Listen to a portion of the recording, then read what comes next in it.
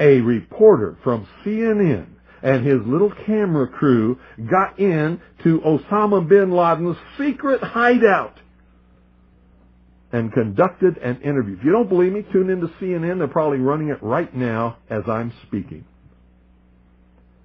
And if you believe it, you are one of the stupidest jerks that ever lived on the face of this earth.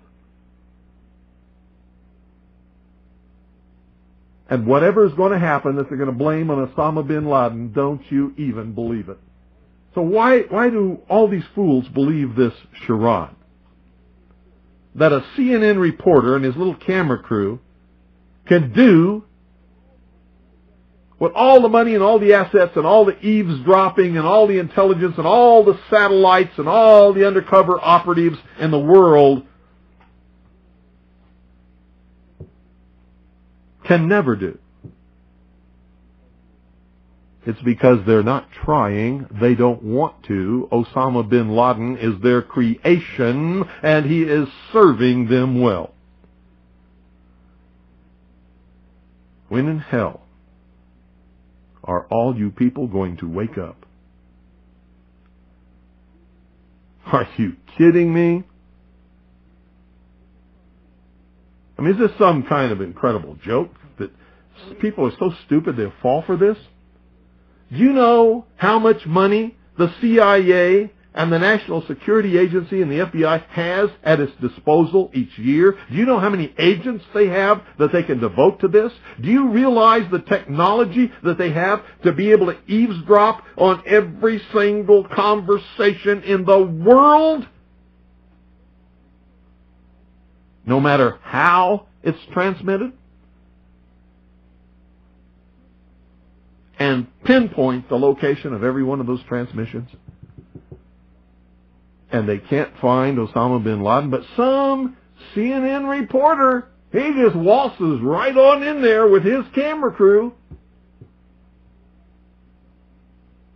Just like he knew where they were all the time.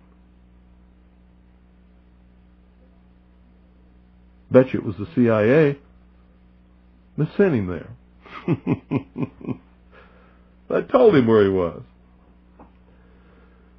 And of course they know where he is because they created him. They're the ones that are funding him and backing him and helping him to create their new utopian world. Can you believe what they were saying for a while? That Timothy McVeigh, the CIA, the NSA, the FBI, the Defense Intelligence Agency could not find Osama bin Laden in their wildest dreams. But Timothy McVeigh and Terry Nichols could, and recruit him to be their partner in blowing up the Alfred P. Murrah Federal Building. Bullshit! How stupid can you be? These guys didn't have a nickel between them. Not a nickel between them. How dumb can you be? How stupid can you be? Put me in charge of the CIA. I guarantee you I will have him in custody in 2 weeks flat. Or dead. Take your pick. Take your pick. Give me that budget, those resources, those personnel. I guarantee you he will be mine in 2 weeks. Now, that tells us two things. Either everyone in the intelligence community and all of the intelligence agencies of the United States government are blithering idiots and incompetent fools, including the entire apparatus of the FBI and all of their personnel, or they're lying to us. They're not looking for him at all. And the second is the truth. What a crying shame. How in the world could this country of all nations breed such a dumbed down, unthinking, illiterate, uneducated, stupid, ignorant population? Anybody got a clue? We're going to open the phones. 520-333-4578 is the number. Be right back. Good evening. You're on the air. Yes, good evening, Bill. How are you this evening? Good. I had read on the internet today a couple of things about Osama bin Laden, too, with regards to the CNN reporter getting into his ultra-secret lair, whatever the hell it is, you know. And I couldn't help thinking the same thing. Must be on the moon, huh? Well, yeah, you know. Oh, well. How'd this reporter get there, you know? It's amazing how you have all the American intelligence agencies, British intelligence agencies, everybody's looking for this guy. And all of a sudden, you know, some clown comes in with a camera and, oh, now he's on TV. Oh, here he is. Let me tell you something. If he's an enemy of Israel and the Mossad can't find him, then this thing is the biggest joke that you ever heard of in your life. I hope not too, but I'm telling you right now, as I told you before, I'm telling you that something's going to happen. If it doesn't happen in the next 2 or 3 weeks, something terrible is going to happen in this country, and it's going to be a terrorist attack.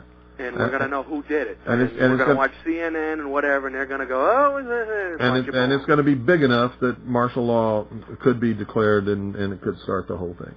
Well, thank you for getting the truth out, and you have a good evening, sir. You're welcome. Thanks for calling. Bye. Good evening. You're on the air. Hello. This is Marie from Colorado, and you had posed a question in your program, why are people so dumb? Yeah. When I was in 11th grade, my American history class, Mrs. Sheldon was my teacher, and this was 1971. And so, yes, I am approaching 50. And she told us, she says, whenever you read the newspaper or you hear anything in the news, you ask yourself 2 questions. The first question is, who stands to make the money from what happened, and who stands to make the power from what happened? And she says, and if you haven't answered your question in reading that article or listening to the newscast, then you're not being told the truth. And the problem is that teachers don't teach like that any longer. Well. And my kids never learned that in their class. And I'm the one who told them, hey, kids, listen to this. Listen to what Mom says. Mrs. Sheldon told me this. And that's one of the reasons why people are so dumb, is because they don't analyze and don't instinctively think, this and this do not add up. Well, you're right. You're absolutely correct. Mm-hmm. And Mrs. Shelton, you're probably in your 70s by now, so anyway, here's to you. And God bless you, Mr. Cooper, for your program. George Bush is certainly not a Jew, but he's a part of it. Rick Sanchez has been there throughout this morning for us. Rick, tell us where you are and what the latest is. Well, I'm in that area, if you're familiar with this area, of where West Broadway and Hudson come together right at Chambers. That would put us about a block and a half away from the site of where the explosion was. That area has just been evacuated because police have found what they describe as a suspicious device, and they fear that it might be something that could lead to another explosion. Obviously, there's a real sense of caution here on the part of police. Their fear is that there may have been explosive device planted either in the building or in the adjacent area, and that's why they're being so cautious. We've heard reports of secondary explosions after the aircraft impacted, whether in fact there wasn't something else at the base of the towers that in fact were the coup de grace to bring them to the ground. People don't understand. There may be more. Any one of these fucking buildings can blow up. This ain't done yet.